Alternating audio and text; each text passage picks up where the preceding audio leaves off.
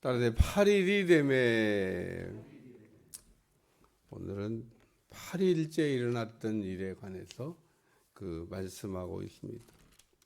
내일 8일째 해야 되는 일에 관해서도 한 번 더 말씀이 나오고, 그 다음에는 12살로 예수님 탄생에 관한 이야기를 이렇게 기록하고, 그 다음에는 12살로, 그래도 12살 때 일어났던 일을 이렇게 누가가 기록을 해줘서 그나마 다행입니다. 12살 때 있었던 일. 그리고는 이제 예수님의 사역으로 이제 곧바로 넘어갈 겁니다. 아마. 그 나머지 내용들이 없어요. 그러니까 예수님의 어린 시절에 대해서 그나마 탄생에 대한 이야기, 마태에 조금, 누가에 조금 자세하게, 마가복음 없고, 요한복음 없고. 그러니까 마가복음과 요한복음에는 예수님에 대한 출생에 대한 기록이 없습니다. 그냥 예수님의 사역부터 시작을 해요. 그러니까 예수님이 이렇게 이제 일을 하셨다. 예수님이 하늘에서 뚝 떨어졌나? 뭐 이런 생각이 그 복음서만 읽으면 생각할 수도 있습니다. 왜냐하면 30살 때 예수님께서 짠 하고 나타났기 때문에, 예수님이 어디서 어떻게 출생하셨으며 또 어린 시절은 어땠을까? 어린 시절 내용 없습니다. 그러니까 예수님의 출생에 대한 얘기는 그래도 마태와 마가에 조금 있지만, 누가에 조금 있지만, 이 누가에만 좀 더 자세하게, 누가복음 1장에는 사가랴의 가정의 출생 이야기, 누가복음 2장에는 예수님의 출생에 관한 이야기. 근데 이 누가는 예수님의 출생을 이렇게 설명하면서 두 가지의 시간을 특정했는데, 2장 1절에 보면 그때 그러면서 가이사 아구스토가 천하로 호적하라고 영을 내렸다. 이 호적은 구레뇨가 수리아 총독되었을 때 처음 한 거다. 그러니까 가이사 아구스토의 영에 따라서 호적하라 그랬는데, 로마 황제의 이름이에요. 호적하라 그러는데, 이 호적하라는 명을 받고 구레뇨가 수리아 총독이었을 때 첫 번째 한 일이라는 거예요. 그러니까 이 구레뇨가 수리아 총독이었을 때 두 번째, 세 번째 뭐 한 일도 아니고, 총독이 되면서 처음으로 호적하는 일을 했다. 날짜가 나와요, 날짜가. 이게 날짜가 언제인지 날짜가 딱 나옵니다. 이건 역사적인 얘기니까. 그러니까 이 데오빌로가 이 보고서를 받아들고, 수리아 총독이 처음 호적했을 때, 그때 예수님이 베들레헴에 출생을 했구나. 그리고 오늘은 할례할 8일이 되매 이렇게 말씀을 시작하고 있어요. 그러니까 예수님이 출생하시고 며칠이 지났냐면 8일이 지났다는 거예요. 근데 이 출생하고 8일 어간에 어떤 일이 있었냐? 목자들이 와서 예수님의 탄생을 축하하고 돌아갔다. 마태복음에는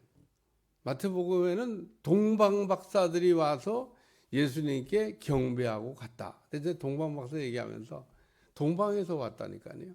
이분들이 무슨 옆 동네에서 온 게 아니에요. 이 목자들처럼 베들레헴 가까운 데 있다가 달려온 게 아니에요. 저 동방에서부터 왔습니다. 오늘같이 KTX 타고 와도 휙 하고 올 수 있는 거리가 아니에요. KTX 타도 시간이 굉장히 걸려요. 서울에서 부산 가는데도 요즘 같은 데도 빨리 못 가는데, 그 옛날에 무슨 그런 수단도 없고 낙이 타고 가야 되는데, 동방박사가 몇 명이냐? 아무도 몰라.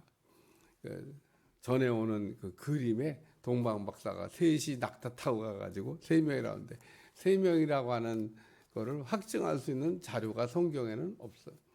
예물을 3개 드렸다는, 3사람이 하나씩 준비해 드렸나? 한 사람이 다 준비해 드릴 수도 있죠. 그러니까 이게 알 수가 없는 거예요. 근데 한 명은 아닌 것 같아. 단순 동방박사들이 그랬으니까 복수니까. 그러니까 하나 이상은 되는데 둘이냐, 셋이냐, 넷이냐 이건 몰라. 어쨌든 동방에서부터 박사들이 이렇게 예수님께 드릴 예물을 준비해서 와서 드리고 왔다. 이거는 그러니까 시간이 많이 지난 다음에 예수님이 탄생하시고 베들레헴에 꽤 오랜 시간 동안 머무르셨다고 하는 것을 확증해 주는 거예요. 동방 박사들이 이제 다녀가고 난 다음에 난리가 난 거죠. 이제 거기에 베들레헴에 막 대학살이 일어났습니다.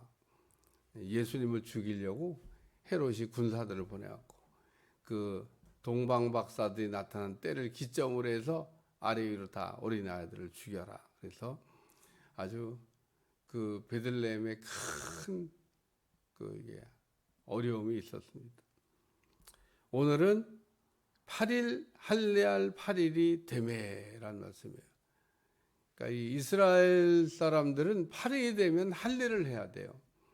율법에 그렇게 규정되어 있습니다. 예수님이 이거 안 하시면 그러면 이제 율법을 어기는 거가 돼요. 그러니까 그 예수님께서 8일 만에 할례를 했냐 안 했냐. 저는 그 신학교 처음 들어가지고 그 여성 신학자들이 와서 세미나를 한다길래 제가 이제 참석을 했어요. 여성 신학자. 그때 막 여성 신학자들이 뜰 때요. 그분들은 성경도 막 이렇게 바꿔갖고 성경을 자꾸 바꾸려고 하는지 몰라요. 왜? 근데 그분들이 모르는 게 있나 봐. 예수님이 중성이 아니에요. 예수님이 남자와 여자를 합친 중성. 예수님은 남자입니다. 남자. 왜 남자냐? 할례하자, 할례. 예수님이 여자가 될 수가 없어요. 예수님은 남성과 여성. 왜 남성이라고 자꾸 단어를 쓰냐? 그 구약 성경을 읽다 보면 그거를 엄격하게 구별하고 있어요. 그래서 막 그거를 막 바꾸려고 그래. 근데 바꾸면 안 됩니다. 예수님은 남자로 오셨어요. 남자로. 여자분들 좀 섭섭하겠지만 예수님은 남자입니다. 그러니까 할례 8일이 되면 유대인 남자들은 다 8일이 되면은 할례를 행해야 돼요. 왜 할례를 행하냐? 언약의 표시입니다. 언약. 하나님께서 언약을 이렇게 하시면서 아브라함에게 할례를 행하라고 그랬어요. 할례를 행하라는 뜻은 다른 게 없습니다. 하도 이스라엘 백성들이 잊어버리길 잘하니까 잊지 말라고 하는 뜻이에요.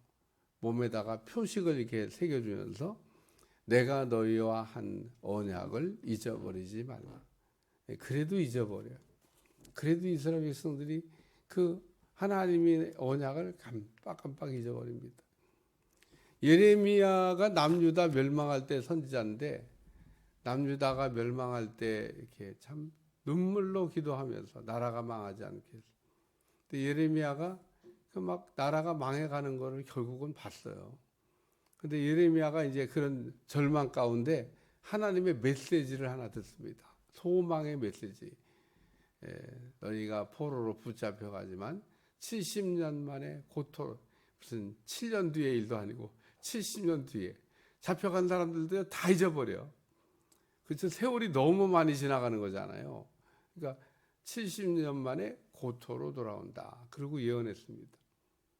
그러니까 사람들이 70년 지나다 보니까 다 잊어버렸어요. 그래서 어느 날 그게 생각이 난 겁니다. 생각난 게 다행이야. 하나님이 우리를 돌아가게 한다고. 근데 정말 그 일이 일어날 것 같지 않게 그냥 가다가 딱 하룻밤 사이에 하나님께서 역사를 바꿨습니다. 하나님 참 무섭습니다. 70년 만에 돌아가리라고 예언했는데 딱 70년이 차니까 하룻밤 사이에 바벨론을 멸망시켜버리고 메데 파사라고 한 나라 페르시아 제국을 세우면서 고레스라고 하는 왕이 너희는 고토로 돌아가도 좋다. 가서 성전 자라. 그러고 돌아가라고. 모든 포로에게 다 그렇게 얘기한 거냐? 아닙니다. 유대인들에게만 그렇게 얘기했습니다. 그게 신기한 거예요. 모든 포로로 붙잡힌 나라들 보고 다 니들 나라로 돌아갔대 이렇게 얘기한 게 아니에요. 유대인들에게만 너희는 고토로 돌아가도 좋다. 그리고 딱 그 조소를 내렸어요. 그래서 그 왕의 조소에 의해서 돌아가고 싶은 사람들은 자기 고향으로 돌아갈 수 있게 됐어요.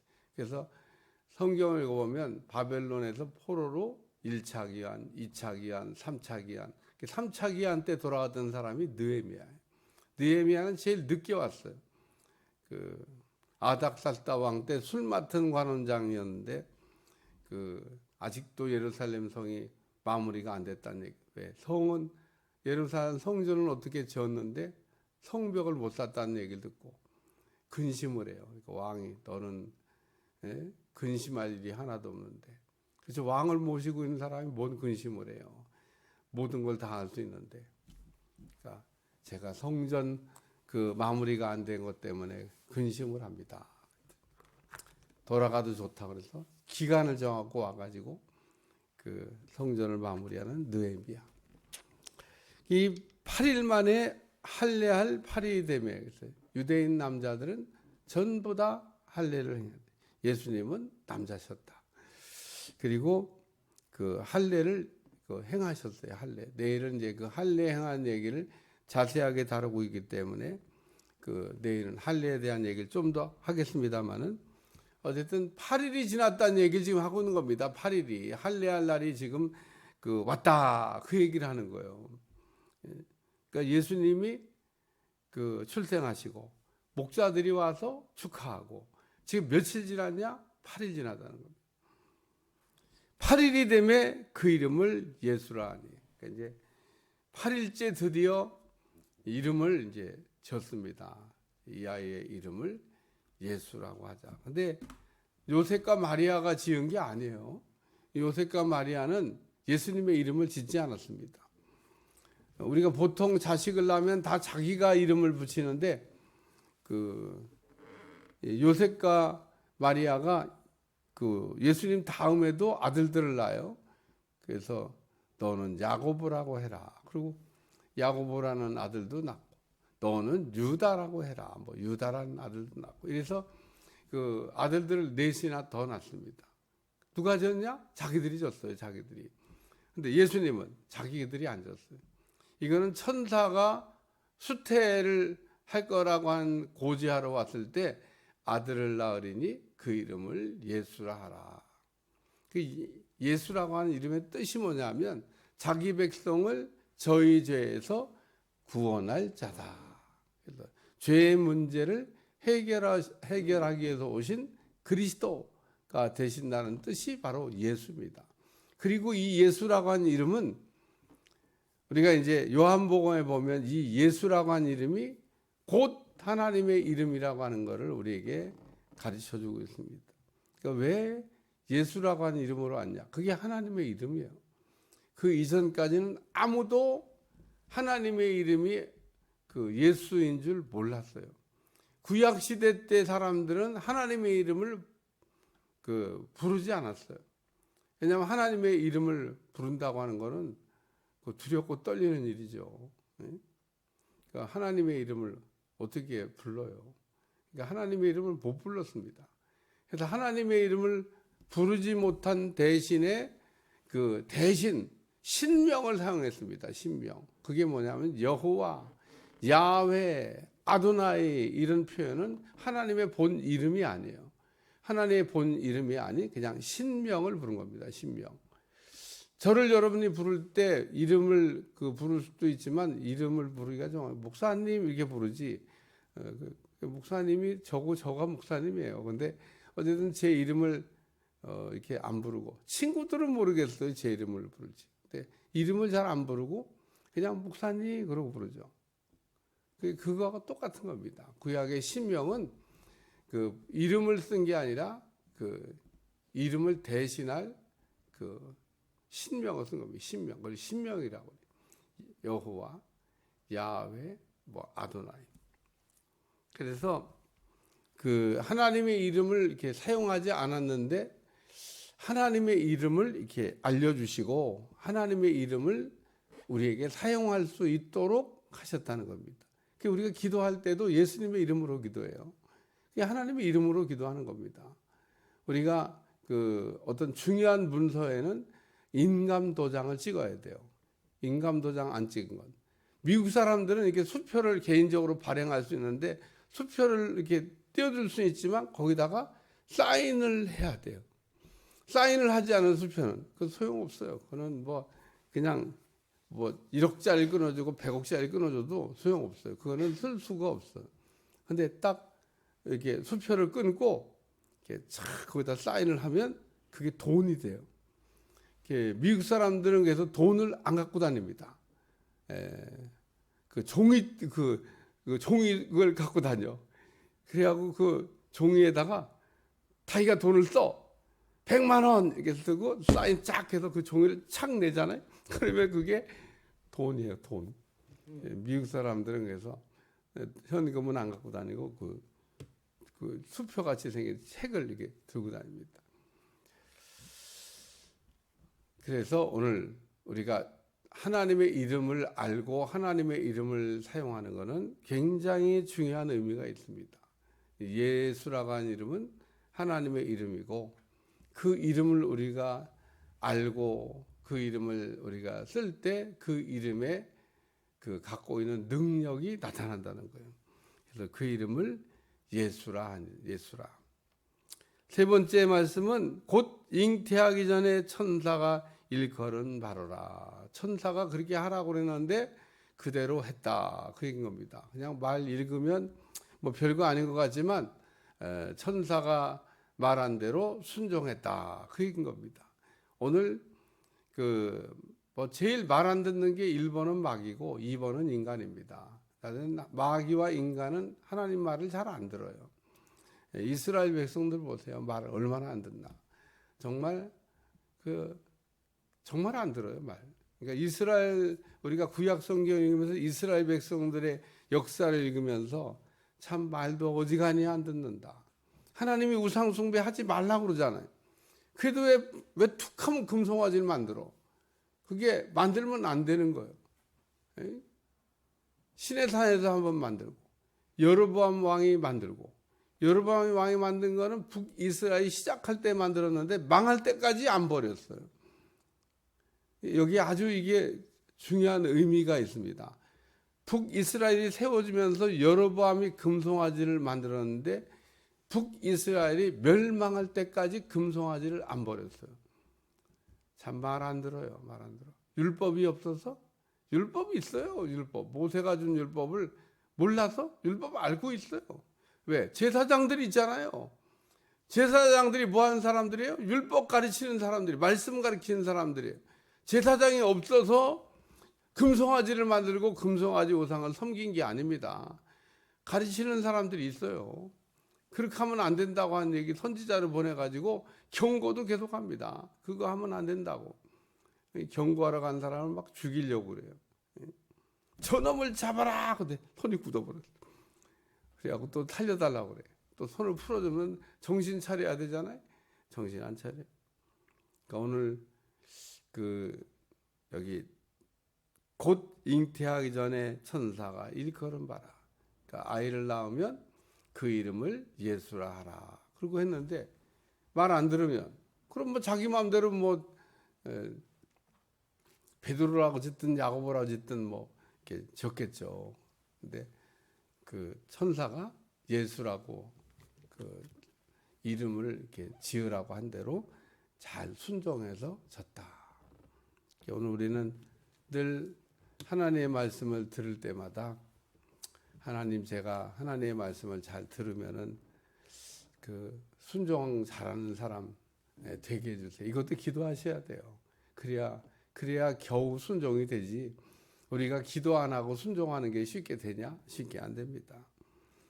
마음은 있어요, 마음은. 근데 해보려고 그러면 안 돼. 훈련이 안 돼서. 그러니까 구약 성경에 나온 이삭은 대단히 훌륭한 사람이에요. 왜냐? 흉년 때 남들 다 보따리 싸서 내려가는데 안 내려가잖아요. 왜? 내려가지 말라니까. 제정신이 아닌 겁니다. 이 땅이 적적 갈라지고 농사도 지을 수가 없고 여기 땅은 어떻게 될지 모르는 그런 현실과 처지와 상황 속에서 하나님이 가지 말란다고 한가? 가지 말라고 그래도 그냥 잠깐만 갔다 올게요. 그러고. 예? 여러분 룻기에 보면 그 엘리멜렉이라는 사람이 그냥 베들레헴에 흉년하니까 그냥 얼른 보따리 싸가지고 내려가 버리잖아요. 모압으로. 그러니까 그 내려갈 일이 아닌데 그러면 다 내려갔냐? 아니에요. 베들레헴에 그냥 버티고 있던 사람들 많았어요. 예. 근데 그 사람들은 잘 거기 베들레헴에서 버티고 있으니까 풍년이 왔습니다.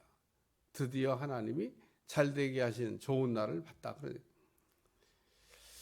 오늘 우리는 그 하나님께서 늘 우리에게 뭐라 말씀하시든지 잘 들으려고 하는 또 듣고 그대로 하는 여러분들이 되시기를 축원합니다. 그래서 오늘은 뭐 그 짤막한 한 절의 말씀이지만은 예수님이 출생하고 8일이 됐다. 뭐 이런 얘기고, 그러니까 할례할 때가 됐다. 이제 할례를 행해야 된다 얘기고, 이름을 예수님이라고 지었다. 그리고 그 예수님이 지은 거는 천사가 말한 대로 순종한 거다. 뭐 이런 말씀입니다. 오늘도 우리의 삶에 그 말씀이 들려지는 대로 잘 따라가는 여러분들이 되시기를 축원합니다.